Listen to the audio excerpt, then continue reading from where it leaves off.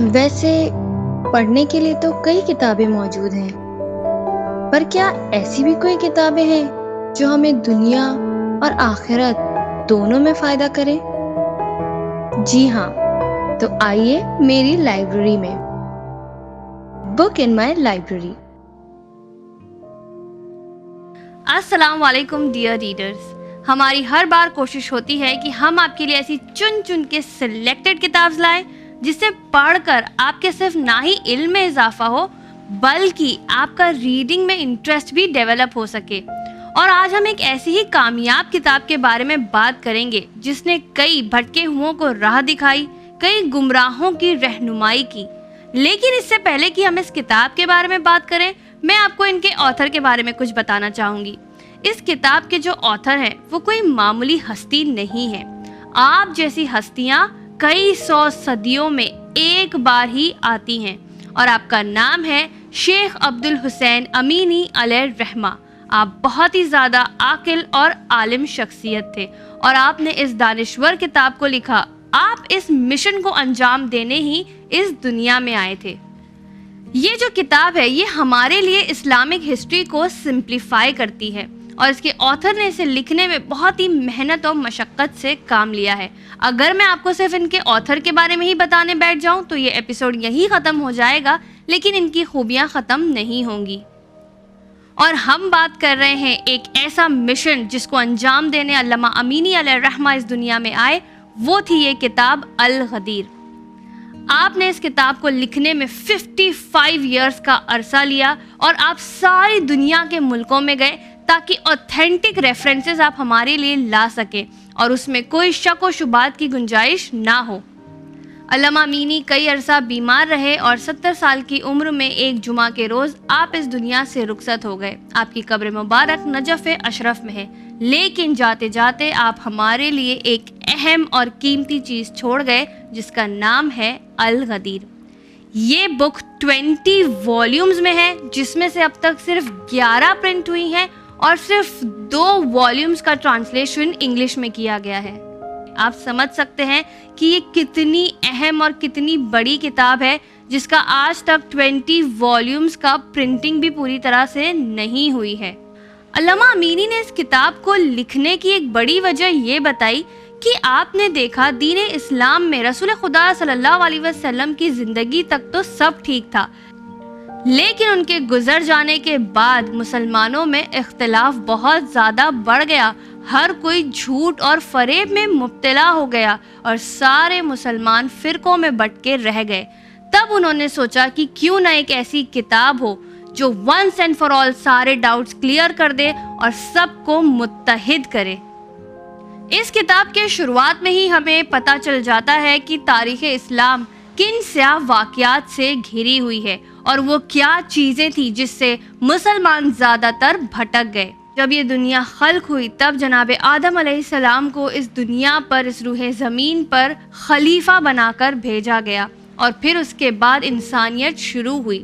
اللہ سبحانہ و تعالیٰ نے انسان کو پیدا کیا تاکہ وہ اس کی عبادت کرے اور پھر آخرت کے لیے آمادہ ہو جائے۔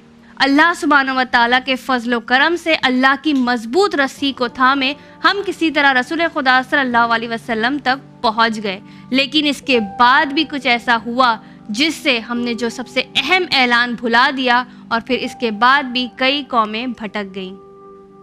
اور پھر یہ کتاب اسی بارے میں ہے کہ جس دن دین اسلام مکمل ہوا اور رسول خدا صلی اللہ علیہ وسلم نے اپنے 12 جانشین ہم لوگوں سے انٹروڈیوس کروائے، مولا علی علیہ السلام کی ولایت کا اعلان کیا، اس دن بہت سے لوگوں نے اس اعلان کو سنا لیکن سمجھا نہیں، اور پھر رسول خدا صلی اللہ علیہ وسلم کی آنکھ بند ہوتے ہی بہت سے لوگ اس اعلان کو بھول بیٹھے اور اپنے راستے سے بھٹک گئے۔ اور اسی اعلان کو یاد کروانے کے لیے علامہ امینی نے اس کتاب کو بہت محنت مشقت سے لکھا۔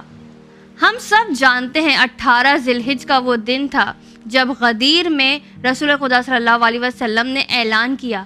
سوچنے والی بات ہے، کیونکہ غدیر تو صرف ایک دن کا واقعہ تھا، اس پر 20 والیوم علماء نے کیوں لکھی؟ جاننے کے لیے آپ اس بک کو ضرور ریڈ کریں۔ پھر اس کے بعد یہ بک بھرپور ہے لوگوں کے چین آف نریٹر سے، اوتھینٹک ریفرنسز سے، کن لوگوں نے اس حدیث کو، اس دن کے واقعے کو نقل کیا، کن لوگوں نے کیا پوئٹریز لکھی، کس سال میں یہ واقعہ ہوا تھا، کیونکہ بہت کوششیں ہوئی ہیں اس واقعے کو کور اپ کرنے کی. تو اس کو علامہ امینی نے اس بک میں یہ پوری طرح سے کلیئر کیا کہ یہ ایک بہت ہی اوتھینٹک واقعہ ہے اور اس میں کوئی ڈاؤٹ نہیں ہے. Now why you should read this book. اس میں علامہ امینی علیہ الرحمہ نے امام علی علیہ السلام کا دفاع کرنے کی کوشش کی ہے. ہم یہ بالکل نہیں کہہ رہے کہ مولا علی علیہ السلام کو کسی ڈیفنس کی ضرورت ہے، لیکن علامہ امینی علیہ الرحمہ نے کوشش کی کہ وہ مولا علی علیہ السلام کے حقوق کا دفاع کریں اس کتاب سے، تاکہ آنے والی تاریخ میں، آنے والی جنریشن تک اگر کسی کو کوئی شک و شبہ، ڈاؤٹس ہو، وہ اس کتاب کے ذریعے کلیئر ہو جائیں. علامہ امینی نے زیادہ تر اس کتاب میں اہل تسنن سے احادیث لی.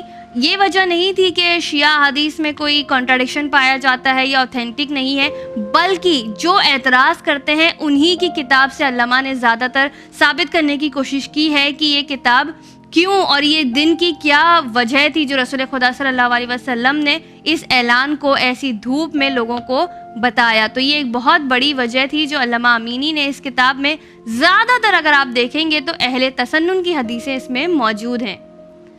ہم یہ نہیں کہتے کہ یہ کتاب صرف شیعہ کو ریڈ کرنی چاہیے، بلکہ یہ کتاب ہر اس مسلمان کے لیے ہے جو حق سے آشنائی چاہتا ہے. اگر آپ اپنا تعصب اور فرقہ پرستی کا چشمہ نکال کر دیکھیں گے تو یہ کتاب آپ کو حق کی دعوت دیتی ہے اور آپ کو اللہ سبحانہ و تعالیٰ کی مضبوط رسی کو پکڑنے کا حکم دیتی ہے. تو اگر آپ کو یہ ریویو پسند آیا ہے تو آپ اس بک کو ضرور بائی کریں، پڑھیں اور ہمیں بتائیں کہ آپ کو یہ بک کیسی لگی. اس کے والیوم 1 وہاں ہے، والیوم 2 یہ ہے، چاہے تو آپ ایک پڑھیں پھر دوسری خریدیں، ایز یو وش. اگر آپ اس بک کو حاصل کرنا چاہتے ہیں تو آپ کو چینل ون کے آفس سے رابطہ قائم کرنا ہوگا. آپ کے اسکرین پر ڈیٹیلز دی گئی ہیں. لیکن اگر آپ آؤٹ آف بامبے ہیں یا کسی وجہ سے نہیں آ سکتے، آپ کو جانا ہے amazon.in پر، سرچ باکس میں لکھنا ہے الغدیر والیوم 1 اور والیوم 2 وٹ ایور، اور اس کے بعد آپ اس بک کو آرڈر کر سکتے ہیں.